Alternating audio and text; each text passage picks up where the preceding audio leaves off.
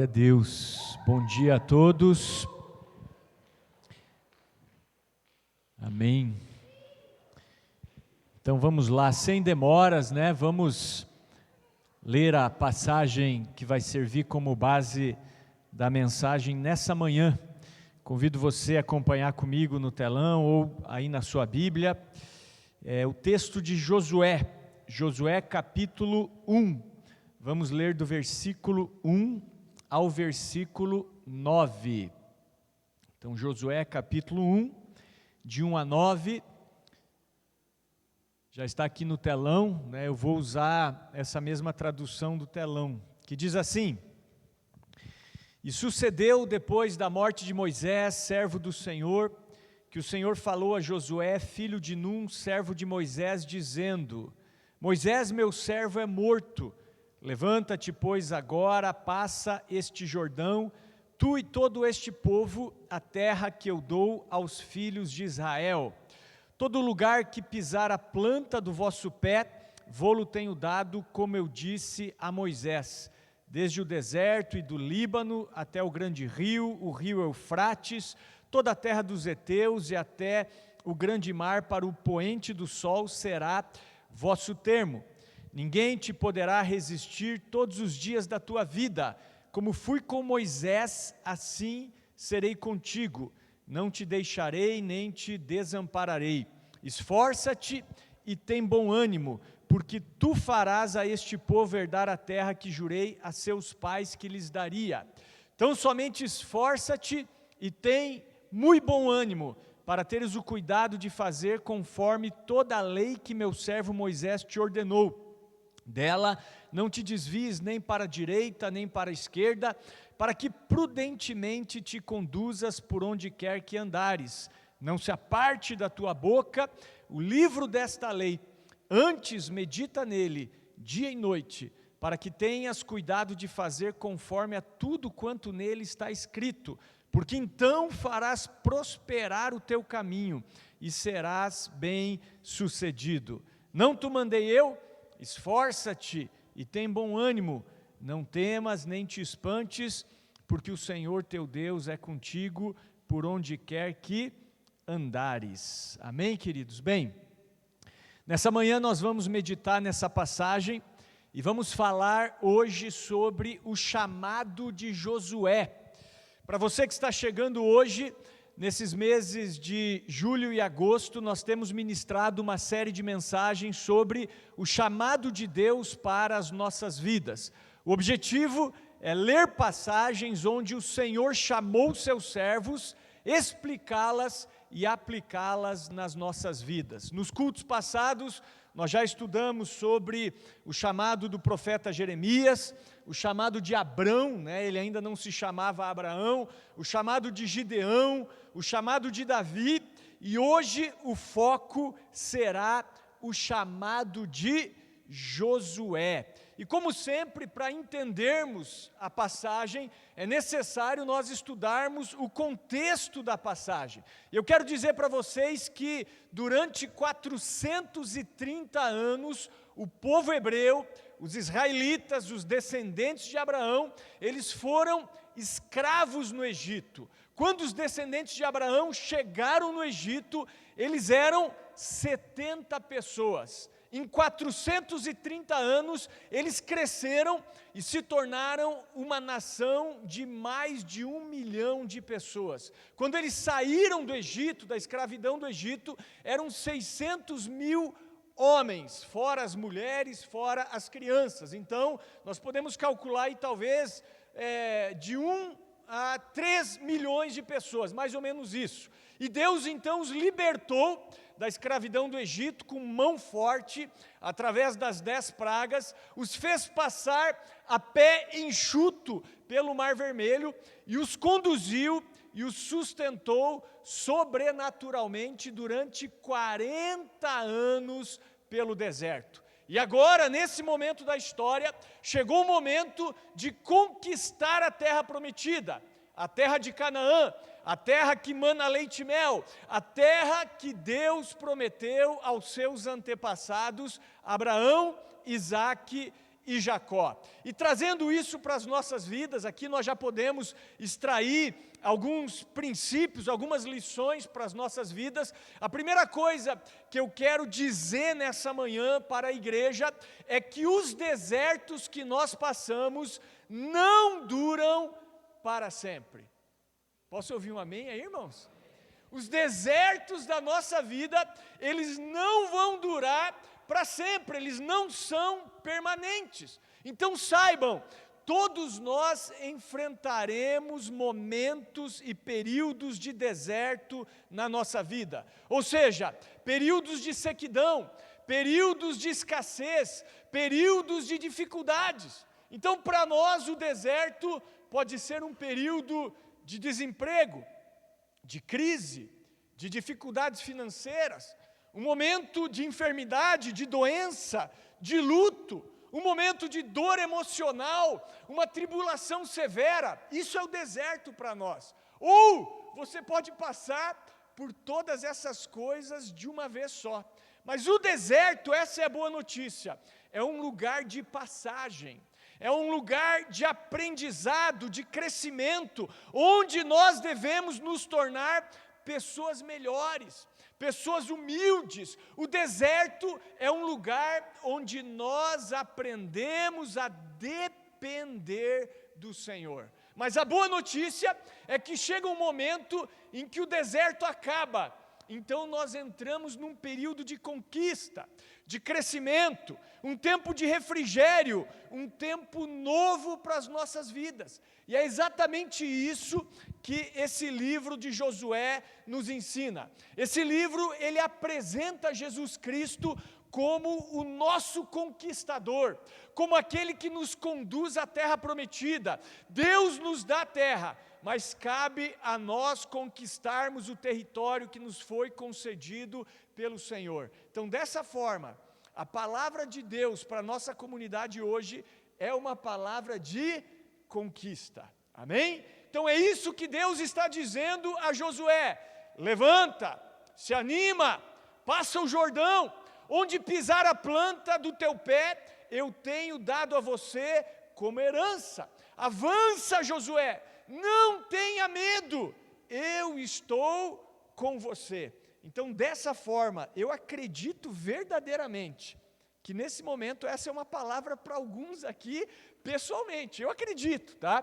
Quem vai julgar isso é você.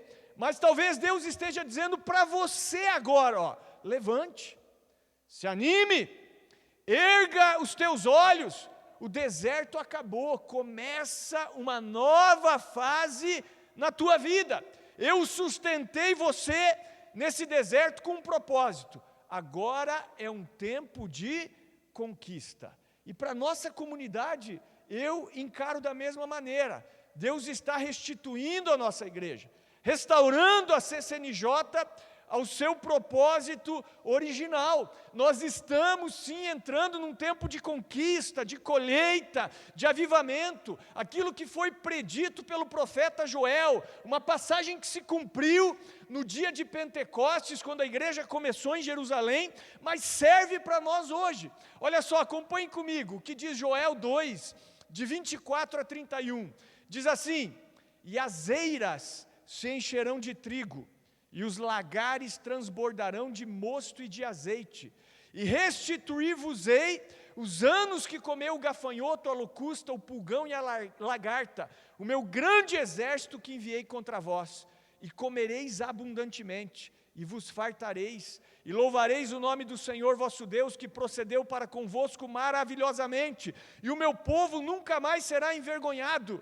E vós sabereis que eu estou no meio de Israel, e que eu sou o Senhor vosso Deus, e que não há outro, e o meu povo nunca mais será envergonhado.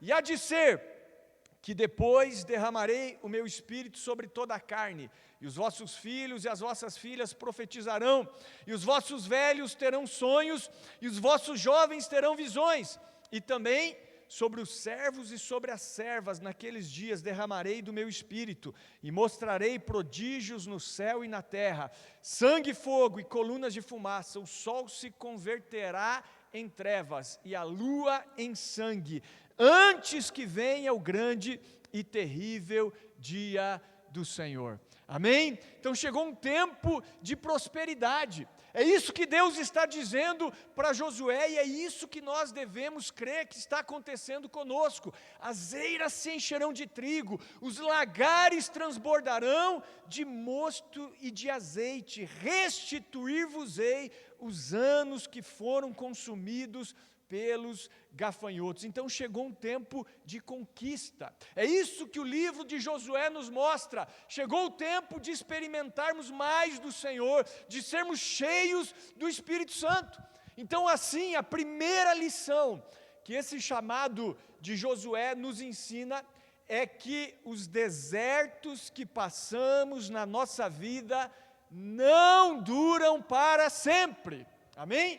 Eu estou no deserto, pastor Peter. Então creia, esse é um lugar de passagem, esse não é um lugar permanente. Todos nós enfrentamos e enfrentaremos períodos de deserto, períodos de sequidão, de escassez, de dificuldades, mas o deserto é um lugar de passagem, de aprendizado, onde devemos nos tornar pessoas melhores, pessoas humildes.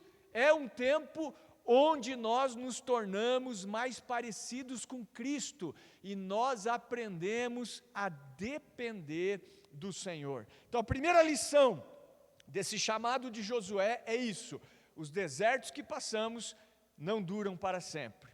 A segunda lição, ela está nos versos 1 e 2 desse texto de Josué capítulo 1. Então olha só, vamos reler, diz assim: e sucedeu, depois da morte de Moisés, servo do Senhor, que o Senhor falou a Josué, filho de Num, servo de Moisés, dizendo: Moisés, meu servo, é morto. Levanta-te, pois, agora, passa esse Jordão, tu e todo este povo, a terra que eu dou aos filhos de Israel. Então, olha só, Moisés estava morto. Vocês sabem, Moisés, ele foi o grande libertador.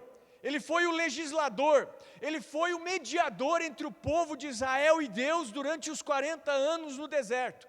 Ele é, sem dúvida, o maior nome do Antigo Testamento, um líder extremamente importante e usado pelo Senhor nesse período de peregrinação no deserto durante 40 anos. Mas agora ele morreu, e a palavra de Deus para Josué é: levante, Josué, assuma o seu posto, passe o Jordão, olhe para frente.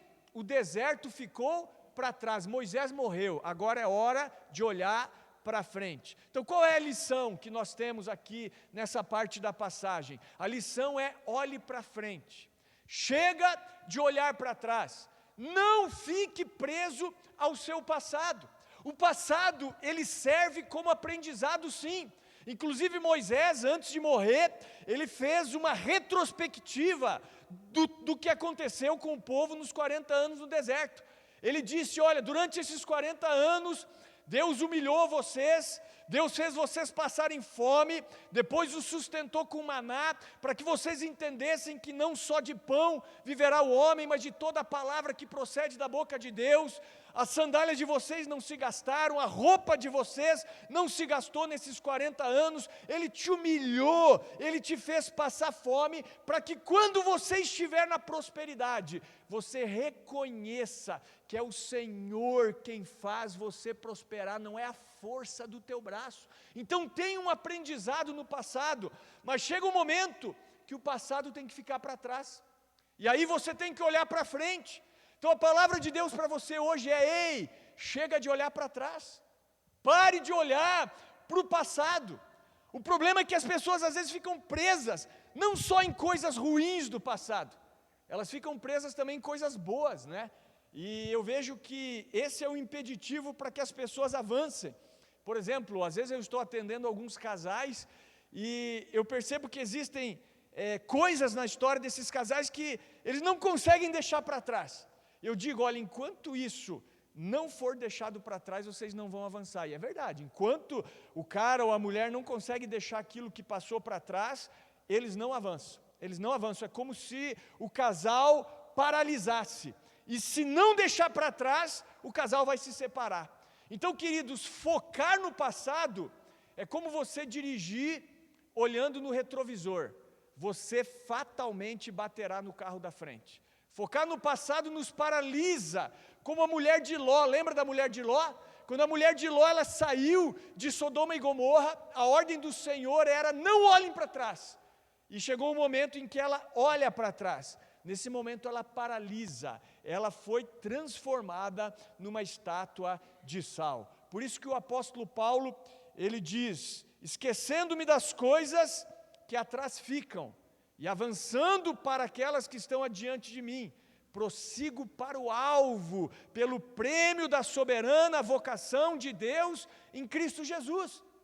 Por isso que Salomão, em sua sabedoria, ele disse: olhe sempre para a frente, mantenha o olhar fixo no que está adiante de você. Então o que Deus está dizendo para Josué, está dizendo para você hoje olhe para frente, deixe o passado para trás, veja o território que está diante de você, haja, avance, você está debaixo da minha palavra, atravesse o Jordão. Agora olha só, o detalhe aqui é o seguinte: o rio Jordão era uma fronteira entre o deserto do Neguebe e a terra prometida. Mas o rio Jordão, nessa época, ele estava transbordando. E aí eu pergunto, como atravessar o rio Jordão, transbordando, com animais, com crianças, com idosos, com gestantes? Como eles iriam atravessar a nado? Não tinha uma ponte, não tinha uma balsa, não tinha um ferry-boat, nada. Mas a palavra de Deus para ele era: atravesse esse Jordão. E eu já vou contar para vocês como eles atravessaram. Mas aqui nós podemos extrair já uma terceira lição. Então a primeira lição é que os desertos, eles não são permanentes, eles não duram para sempre. A segunda lição é: olhe para frente, deixe o passado para trás. E a terceira lição aqui é: não veja as circunstâncias. Amém? Não veja as circunstâncias. A maior desculpa que as pessoas dão para não realizarem a vontade de Deus são as circunstâncias. Não é verdade? As pessoas sempre estão arrumando uma desculpinha para não fazer aquilo que Deus quer que elas façam, né? Eu já falei aqui que se você esperar todas as circunstâncias estarem perfeitas para você fazer o que precisa ser feito, você nunca vai fazer nada, irmão. Você não vai fazer nada, você vai paralisar. Por exemplo, né, eu lembro quando nós estávamos assumindo aqui a comunidade como pastores presidentes, né, um irmão me perguntou: pastor, o que você vai fazer para levantar recursos, para fazer as coisas na igreja? Eu disse: eu vou cumprir a palavra, eu vou ensinar esse povo a ofertar e dizimar. Não vai ter artifício, não vai ter almoço, não vai ter bazar. Não que eu seja contra, a gente pode fazer, mas não é isso que sustenta uma igreja. Isso pode também ser feito. O que sustenta a igreja biblicamente é dízimo e oferta, eu falei. Vamos ensinar. E na época, a tesoureira aqui pode me corrigir, mas eu lembro que eu perguntei: quanto que tem em caixa? Acho que tinha pouco mais de R$700 em caixa, no caixa da igreja. O que é R$700 no caixa da igreja? Não é nada, irmão, né? Talvez pague a luz aí, a água e mais alguma coisa. Algumas pendências ficando para trás, enfim. E nós começamos a marchar, fazer o que precisava ser feito. Se a gente ficasse olhando para a circunstância, a gente não ia fazer nada. E essa semana eu falei: deixa eu calcular mais ou menos quanto que a gente investiu, assim, né, nas obras, nas reformas que a prefeitura exigiu e mais algumas coisas. Deu em torno de R$150 mil. Né? Para quem não tinha recurso, para quem não tinha condições nem de pagar as despesas mensais, fazer essa obra de R$150 mil mais ou menos, pouco mais talvez um pouco menos, enfim, né, com todas as contas em dia, com dinheiro no caixa, é milagre de Deus ou não é? Agora, se a gente ficasse olhando para as circunstâncias e dizendo: não tem dinheiro, a gente ia fazer o quê? Fechar as portas, irmãos. Essa que é a verdade. Então essa é uma das maiores desculpas, e eu sei que muitos aqui dão, né, para não realizar o que precisa ser realizado, né? Por exemplo, vamos pensar no próprio dízimo e oferta, né? As pessoas têm o hábito de falar assim: pastor, não estou dando meu dízimo ainda porque eu estou com muita conta para pagar, sabe, pastor? Né? Quando eu quitar todas as minhas contas, eu vou dar o dízimo. Nunca vai dar, irmão. Nunca vai dar, né? Porque o dízimo também é uma conta que você tem para com Deus. Deus não te põe ali no Serasa, nada disso, Ele não manda nenhuma carta para a tua casa, Ele não faz nenhuma ligação para você, mas é uma dívida. Está lá em Malaquias, né? Malaquias lá diz que o povo estava roubando Deus, e o povo perguntava, no que te roubamos? Deus diz, nos dízimos e nas ofertas. Trazei todos os dízimos à casa do tesouro, depois fazei prova de mim, diz o Senhor, se eu não abrirei as janelas dos céus, e por vossa causa repreenderei o devorador. Então o devorador não adianta orar, repreendo você, devorador, na minha vida. Não, quem repreende o devorador é Deus, irmãos. Quando? Quando você dizima, quando você oferta, né? Então, essa história é história para boi dormir, como a gente fala, né? De ficar colocando desculpa para não fazer o que precisa ser feito nas circunstâncias, até porque se você está com muita dívida, a responsabilidade é tua, né? Quem mandou gastar mais do que ganha, por exemplo, também, né? É um exemplo. Então, ou a gente põe a casa em ordem, faz o que precisa ser feito sem olhar para as circunstâncias, ou a gente nunca vai fazer nada. É assim que funciona.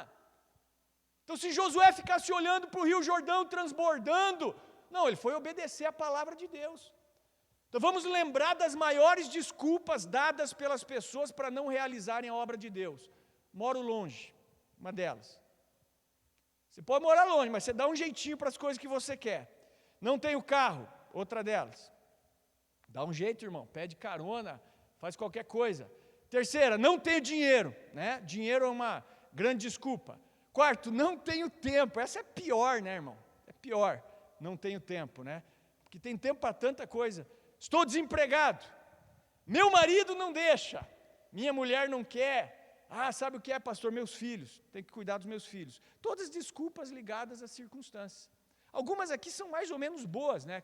Quando a questão de família, por exemplo, a gente sabe da importância que Deus dá para a família, né? Mas não é desculpa também. Não é desculpa. Até sugiro, né, ler um livretinho aí do pastor Luciano Subirá, que ele fala sobre servindo a Deus em família. Então ele vai falar de pessoas que, por causa do ministério, negligenciam a família e perdem a família, isso é errado, né? A pessoa cuida tanto da igreja, do ministério, tal, que esquece da família. Mas ele fala de pessoas também que cuidam tanto da família, que esquece do ministério. Tem que ter um equilíbrio. É possível, eu e minha casa serviremos ao Senhor. Eu vou cuidar da minha casa e vou servir a Deus. Vou fazer a obra que Deus me chamou para fazer. Né? Certa vez um cara chegou para Jesus e disse, Jesus, eu vou te seguir, mas primeiro eu preciso enterrar meu pai. O que Jesus disse para ele? Deixe que os mortos enterrem os mortos. Você vem e me segue, prega o reino de Deus. Né? Não deu moleza para ele, não. Então as circunstâncias eram difíceis aqui. Passar o Jordão não seria fácil. Repito, Josué capítulo 3, versículo 15, diz que o rio Jordão transbordava em suas ribanceiras, em suas margens. Mas eles fizeram o que Deus manda. Então faça o que Deus manda e Ele vai fazer o milagre. Sabe como eles fizeram para atravessar o rio Jordão? Deus deu a direção, falou, pegue os sacerdotes levando a arca do Senhor. Eles vão andar 1 quilômetro na frente do povo para que o povo possa ver os sacerdotes. Os sacerdotes vão andar e eles vão pisar nas margens do rio. Quando eles pisarem na margem do rio, o rio vai cessar de correr. A água para baixo deles vai ir para o mar e a água que parar ali vai voltar, retroceder e fazer uma parede de água. E eles obedeceram. Os sacerdotes foram com a arca do Senhor, que representava a presença de Deus, 1 quilômetro na frente do povo. Quando os sacerdotes pisam na água do Jordão, a água para de correr e retrocede. E faz uma parede de água numa cidade chamada Adã, que eram alguns metros ou alguns quilômetros para cima daquele ponto em que eles estavam. E aí todo o povo de Israel atravessa a pé enxuto. E os sacerdotes ficam ali onde o rio corria, até que a última pessoa passasse. Quando a última pessoa passa, eles saem ali do local do rio, antes disso até eles fazem um altar ali, trazem 12 pedras, enfim, fazem um altar e quando eles saem, a água volta a correr normalmente. Então veja, quando você está debaixo de uma palavra de Deus, as montanhas se transformam em planícies, o mar se abre, os recursos vêm. Porque o capital do cristão, o capital da igreja, não é o dinheiro, é a fé, irmãos, é a fé. Os nossos recursos, eles são recursos sobrenaturais. Jesus disse que se você tiver fé como um grão de mostarda, direis a esse monte, passa daqui para colar e ele passará, nada vos será impossível. Então a palavra de Deus é levante agora.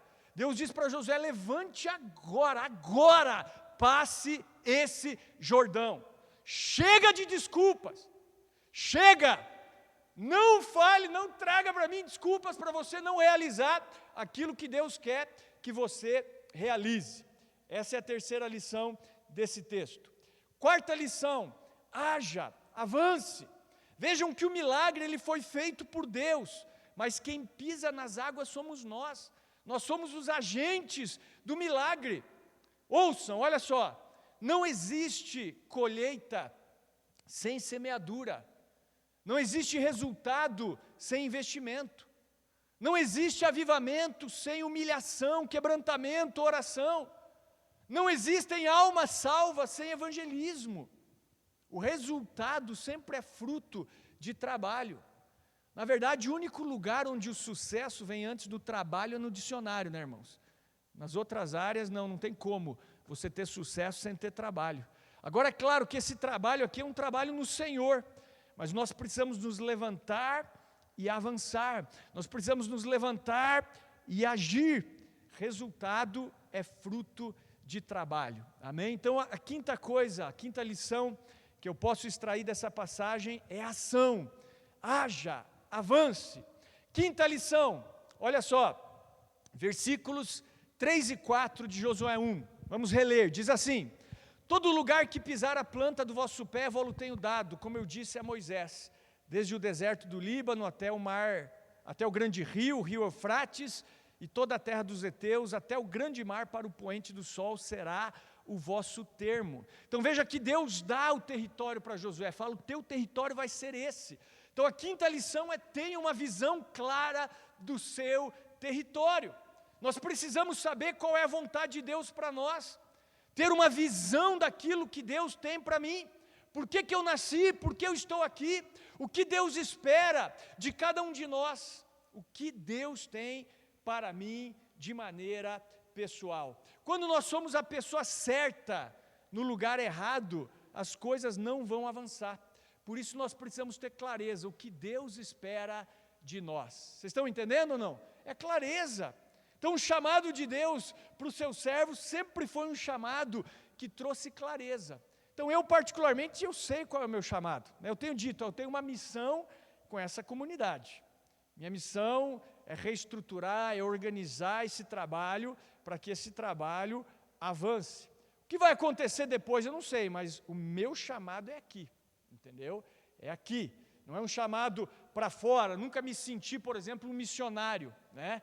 É claro que a gente quer estender futuramente, ter outras congregações, mas eu nunca me senti um missionário. Mas tem pessoas aqui que talvez tenham um chamado missionário.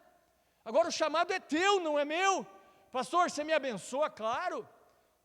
Você nos ajuda financeiramente? Pô, claro, dentro das nossas condições sempre vamos ajudar. Mas o chamado é teu. Que teve pessoas que chegaram, você, parece que não tem esse chamado. Não tenho mesmo, esse chamado não é meu, o chamado é aqui. Agora, se você tem um chamado para ir para outra nação, para outro lugar, o chamado é teu, você precisa ter clareza. A gente está aqui para te abençoar. Agora, quem tem que correr atrás é você. É um exemplo. Então, se eu não tenho clareza do meu chamado, isso aí vai fazer com que eu, ande errante por aí de qualquer maneira.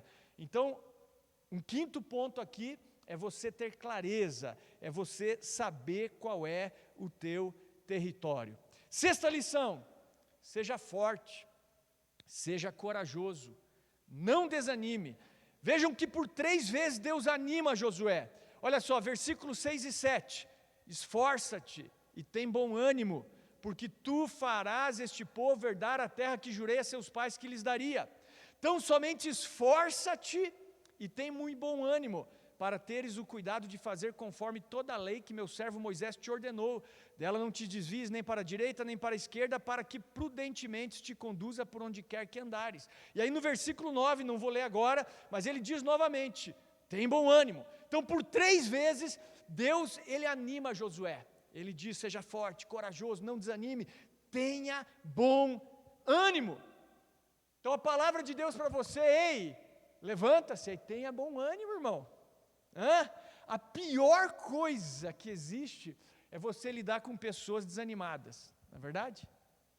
Quem é líder aqui, quem lidera a equipe, deve saber disso. Pessoas covardes, pessoas incrédulas. Lembra daquele desenho antigo do Lipe e do Hard ou não? Lembra ou não? O Lipe era o leão animado, otimista, e o Hard a hiena pessimista. Né? O jargão do Hard era: ó céus, ó terra, ó azar, não vai dar certo. Era isso que ele falava, né? E o Lipe animado. Quero dizer para vocês que é comprovado até nas pesquisas, né? Existe um livro de um PhD, de uma faculdade americana, chamado Martin Seligman. O livro dele é intitulado Aprenda a Ser Otimista. É da psicologia positiva. Nesse livro, ele comprova através de pesquisas que pessoas que são otimistas, que desenvolvem a crença de que as coisas vão dar certo, elas têm uma probabilidade muito maior de sucesso. Então, se você é otimista, se você tem bom ânimo, isso não garante o teu sucesso. Pode ser que muita coisa dê errado na sua vida, mas você ser pessimista, você ser desanimado, você ser uma pessoa covarde, garante o teu fracasso. Isso eu afirmo com convicção, né? Então, por isso que Jesus, certa vez, chama a atenção dos discípulos, né? Ó geração incrédula, até quando estarei convosco? Até quando vos sofrerei ainda? Então, você que é pessimista, tem um espírito de hard, olha, que Deus tenha misericórdia de você, mude essa tua mente, né, essa tua visão, essa tua configuração mental, para que você alcance resultados na sua vida, senão nunca vai alcançar. Então seja forte, seja corajoso, não desanime, tenha bom ânimo. 7ª lição, dedique-se ao estudo e à meditação da palavra de Deus. Olha só, versículo 8 de Josué 1. Não se aparte da tua boca o livro desta lei, antes medita nele dia e noite, para que tenhas cuidado de fazer conforme tudo quanto nele está escrito. Porque então farás prosperar o teu caminho e serás bem-sucedido. Então vejam que a meditação na palavra de Deus é determinante para que Josué seja bem-sucedido. Então o ponto aqui é: dedique-se ao estudo e à meditação da palavra de Deus. A fé, queridos, preste atenção, ela precisa ser na palavra de Deus. De nada adianta você crer numa mentira. Tem pessoas que têm fé, elas creem verdadeiramente, mas a fé delas está num fundamento errado. Então não é só ter fé, é você ter fé no princípio correto, na verdade. Não é verdade? Eu, antes de me converter, eu tinha fé, mas a minha fé era num fundamento errado. Por exemplo, eu buscava outros mediadores, né, para talvez falar com Deus. Não, existe só um mediador. A Bíblia fala que há um só Deus e um só mediador entre Deus e os homens, Cristo Jesus, homem. Então eu tinha fé, eu acreditava em Deus, mas a minha fé era numa mentira, era numa heresia, e essa fé estava me levando para o inferno. Então, eu quero dizer para você que o inferno está cheio de pessoas que têm fé, só que elas tiveram fé em princípios errados, em heresia. Veja a importância da meditação, do estudo da palavra de Deus. Em nossa igreja, queridos, nós temos procurado ser fiéis a essa palavra, né? Então, puxa, nossa igreja não tem ar-condicionado, sinto muito por isso, né? Um dia vamos ter, se Deus quiser. Então você passa frio aqui no inverno, você passa calor no verão, né? Um dia, se Deus quiser, vamos ter ar-condicionado, né? Também peço perdão, a gente não tem uma cadeira estofada para você, né? Um dia vamos ter, né? Se Deus quiser também. Puxa, a gente não tem um painel de LED, cara, né? O nosso som é um som antigo, né? Mas eu quero dizer para você, a palavra de Deus tem sido pregada com fidelidade, irmão. Eu louvo a Deus porque você não vem aqui por causa dessas outras coisas, você vem aqui por causa da palavra, em nome de Jesus, amém? E aí vamos ser fiéis à palavra e talvez um dia a gente tenha essas coisas. Mas eu digo mais, meu conselho para a igreja, Quer ser bem-sucedido na vida? Leia, medite, preencha a sua mente com a palavra de Deus. Não caia na mentira de que estudar a Bíblia vai fazer você se desviar do caminho. Inclusive, um dos versículos mais mal interpretados da Bíblia é 2 Coríntios 3,6. A última parte do versículo, que diz: porque a letra mata, mas o Espírito vivifica. A maioria dos pastores interpreta esse texto totalmente equivocadamente, digamos assim, de maneira equivocada. Entendem que você estudar teologia, você estudar a palavra, vai fazer com que você se desvie do caminho. Não pode ter muito, não. Você tem que andar no Espírito. É o Espírito, é o Espírito. Só que você vai ver o contexto dessa passagem, não tem nada a ver com isso. Interpretação totalmente errada. E peço perdão quando isso foi falado aqui. Peço perdão para a igreja, né? Se isso foi já ensinado aqui na igreja. O contexto da palavra está falando da aliança da letra. Aliança da lei escrita em tábuas de pedra. Essa aliança da letra, ela traz morte, porque a lei mostra que você é pecador e que se você não cumprir toda a lei, você vai para o inferno. Você vai morrer. O salário do pecado é a morte. Então, a aliança da letra traz morte, olho por olho, dente por dente. Mas a aliança do Espírito, feita em Cristo Jesus, ela traz vida, ela te vivifica. Você nasce de novo, você é uma nova criatura. E aí, claro, no Espírito você consegue obedecer à aliança da letra, que é a aliança da lei, porque a lei é boa, o mandamento é justo, o mandamento é bom. Mas não tem nada a ver com estudar teologia, irmão. Agora, a maioria dos pastores interpretam dessa maneira: estudar teologia vai te matar. Texto fora de contexto. Se isso fosse verdade, precisaríamos jogar fora metade da Bíblia. Josué 1,8 teríamos que jogar fora, né? Josué 1,8, Deus está dizendo: estuda teologia. Não se aparte da tua boca o livro desta lei. Antes medita nele de dia e de noite, para que tenhas cuidado de fazer conforme tudo que nele está escrito. Então farás prosperar o teu caminho e você vai ser bem-sucedido. Salmo 1, bem-aventurado o homem que não anda segundo o conselho dos ímpios, nem se detém no caminho dos pecadores, nem se assenta na roda dos escarnecedores. Antes o seu prazer está na lei do Senhor, e na sua lei medita de dia e de noite. Ele será como árvore plantada junto a ribeiros de água, a qual dá o seu fruto na estação própria, cujas folhas estão sempre verdes, e tudo que ele fizer prosperará. Salmo 119, o maior salmo da Bíblia, é todo dedicado à palavra, à lei do Senhor. Salmo 119, versículo 9, como purificará o jovem o seu caminho?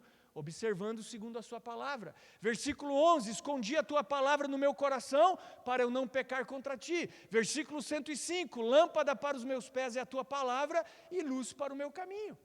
Se isso fosse verdade, vamos jogar fora 2 Timóteo capítulo 3, versículos 16 e 17, que diz que toda a escritura é divinamente inspirada e proveitosa para ensinar, para repreender, para corrigir, para instruir na justiça, a fim de que o homem de Deus seja perfeito e perfeitamente preparado para toda boa obra. Vamos jogar fora 2 Timóteo 2,15, que diz: procura apresentar-te a Deus como obreiro aprovado, que não tem de que se envergonhar, que maneja corretamente a palavra da verdade. Vamos jogar fora Mateus 22, 29, onde Jesus diz: vocês erram por não conhecer as Escrituras, nem o poder de Deus. Não conhece a palavra, nem o poder, vai errar. Vamos jogar fora Oséias 4, 6, o meu povo perece por falta de conhecimento.